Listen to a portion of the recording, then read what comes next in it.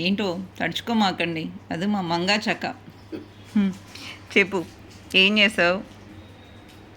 బెల్లం పొయ్యి మీద పెట్టి పాకం రానిచ్చి శనగ బాదం పప్పులు వేసి కొబ్బరి పొట్లాల పప్పు యాలకుల పొడి అన్నీ వేసి బాగా ఎండి కొబ్బరి మర్చిపోయి వచ్చావు. ఎండి కొబ్బరి వేసి బాగా తిప్పి అవి ప్లేట్లకి నెయ్యి రాసి ఆ ప్లేట్లలో పోసి ఆరబెట్టాం. ఇప్పుడు చెక్కలో పోస్తాం.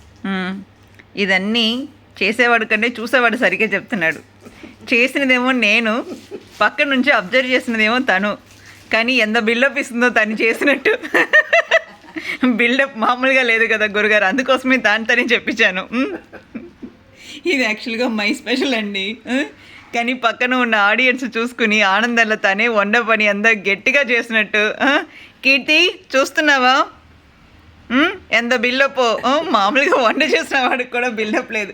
ఏమాత్రం వంట చేసిన వాడిలో మొహంలో ఒక్క చుక్క చెమట ఉందా చూడండి.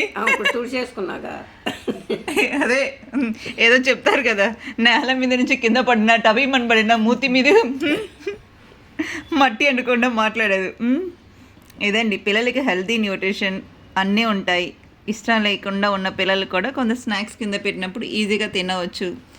యాక్చువల్గా మేము చేసిన పని అంటే రిలయన్స్కి వెళ్ళి నెల ఏదో ఉన్నా లేకపోయినా అవసరం ఉన్నా లేకపోయినా అన్నీ కొనుక్కొచ్చి ఇంట్లో వేస్ట్ చేస్తుంటాం.